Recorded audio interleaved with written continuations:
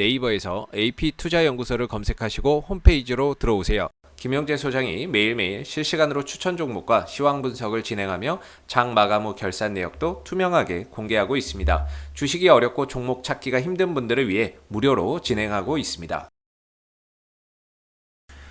안녕하십니까. 오늘 부국철강을 함께 살펴볼 AP투자연구소의 이세훈 전략팀장입니다. 오늘 이제 부국철강의 코드번호 026-9402 되겠고요. 현재 시각은 2021년 5월 11일 4시 51분을 지나가고 있는 시점이 되겠습니다. 오늘 부국철강 4.56%의 상승으로 마감이 됐고, 거래량은 370만 주로 전일보다 4배 이상 좀 거래량이나 이런 것들이 크게 좀 증가하는 모습을 나타내는 상황이었는데요.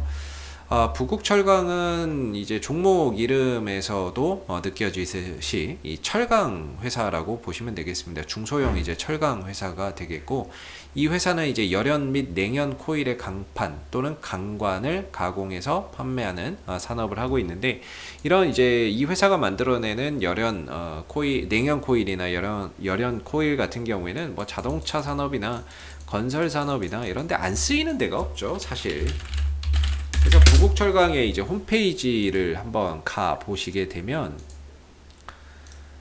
부국철강 홈페이지를 가 보시면은 이렇게 자세한 설명이 나와 있거든요. 예, 열연, 냉연, 구조용 강판을 이제 생산하고 있다라는 이런 이제 이 회사의 소개가 이렇게 많이 나옵니다. 좀 홈페이지는 조금 허접하죠. 예, 그래서 뭐 스캘프, 열연 강판, 냉연 강판 이런 이제 강판을 만드는데, 이런 이제 강판들이 보통 자동차, 전자부품, 건축 자재로부터 쓰이고요.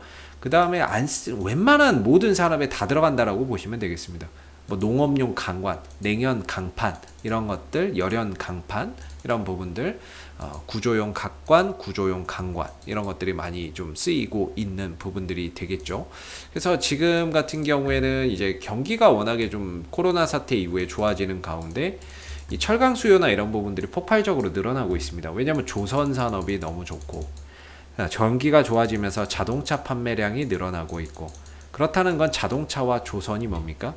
이 철을 가장 많이 써먹는 산업이거든요. 철의 수요가 가장 많은 산업인데, 조선이 호황을 누리고 있고 자동차가 호황을 누리고 있다는 건 결국에 철의 수요 또한 늘어날 수밖에 없다라는 하나의 근거가 되겠죠. 그래서 경기가 좋아지면서 이런 철강 수요나 이런 부분들도 늘어나고 있고, 이때 마침 또 중국 쪽에서는 감산을 하고 있어요. 그러다 보니까 수요는 늘어나는데 공급이 줄어드는 사태. 그러다 보니까 이 철강의 제품 가격이 인상되는 가운데 수익성, 철강주들의 수익성이 크게 상승하고 있다라는 점이 상당히 긍정적인 요소인 것 같습니다. 물론 이제 부국철강의 실적을 한번 보시게 되면, 전반적으로 뭐 매출액이나 이런 부분들은 한 1000억대 초반대에 나오고 있는 회사고, 한 5년 동안은 거의 매출액이 거의 동일해요. 그리고 영업이익이나 순이익적인 측면에서 봤을 때 그렇게 이익이나 이런 부분들이 크게 증가된다거나 실적적인 부분에서의 긍정적인 포인트를 사실 좀 찾아보기 힘든 게 사실입니다. 근데 올해는 좀 다르지 않을까라는 지금 상황이고, 올해는 이 철강 업종이나 철강주들의 실적이 과거 몇 년 동안과는 철저히 다른 실적을 만들어낼 수 있다는 점, 그런 차원에서 개인적으로는 1분기 실적에 있어서도 상당히 뭔가 좀 기대를 갖게 만드는 그런 이제 상황이 되겠고, 1분기 실적에 대한 기대치를 좀 갖게 만드는 그런 이제 종목이 되겠고, 좀 잘 나온다면 좋겠어요. 근데 이제 부채 비율이나 이런 부분들도 굉장히 낮습니다. 이게 16%라는 건 거의 부채가 없는 거나 마찬가지거든요. 유보율은 1000%이기 때문에 재무 구조가 굉장히 탄탄한 기업이 되겠습니다. 물론 이제 수익성이나 이런 것들은 그렇게 높지 않습니다. 지금 보시면 ROE나 이런 것들은 굉장히 좀 낮죠. 그래서 수익성, 자기자본 이익률이나 이런 것들은 낮은데, 재무 비율이나 이런 것들이 상당히 안정적이고, 연간 배당도 1에서 2%씩 제공을 하고 있다라는 점이 상당히 이 종목의 좀 매력적인 포인트가 될 것 같아요. 배당 매력도 있다는 거. 그리고 최대 주주가 53%를 보유를 하고 있고, 실질적으로 시장에 유통되는 주식수는 46% 정도밖에 되지 않네요. 조금 어떻게 보면 다소 좀 품절주까지는 아니더라도 전반적으로는 뭐 유동 주식수가 그렇게 많지는 않은 것 같고요. 와, 이거는 진짜 회사가 이익은 그렇게 엄청나게 못 내도 유동 비율하고 당좌 비율을 한번 보세요. 유동 비율이 보통 이제 100 이상 되면은 좋다라고 보거든요. 근데 이게 510이에요.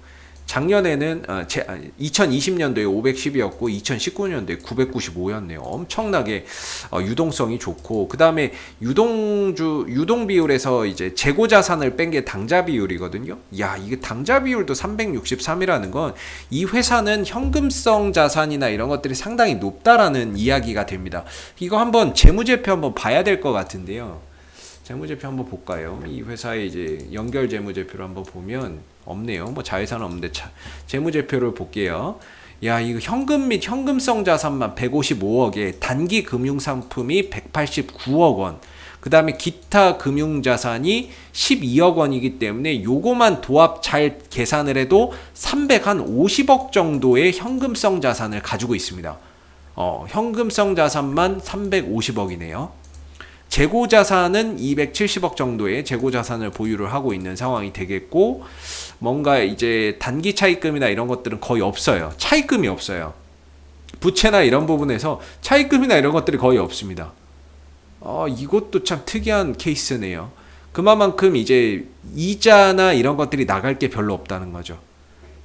그래서 뭔가 이익을 그렇게 많이 만들어내지는 않지만 재무구조나 이런 부분들은 상당히 좀 안정적이다라는 게 인상 깊습니다.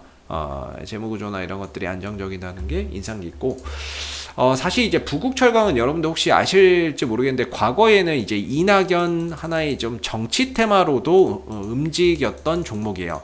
지금 같은 경우에는 다소 이낙연 관련주로서의 흐름과는 별개의 흐름들을 보여주고 있지만, 과거에는 이낙연 정치 테마주, 인맥 관련주로서 움직임을 또 가져갔던 모습인데, 지금은 그런 흐름에서 벗어나서 철강주의 상승 흐름 속에 편승해서 움직임을 좀 가져가고 있는 상황입니다. 그래서 과거에는 정치 테마주로도 움직였지만 지금은 그와 좀 내외를 하면서 철강주로의 흐름을 가져가고 있고요.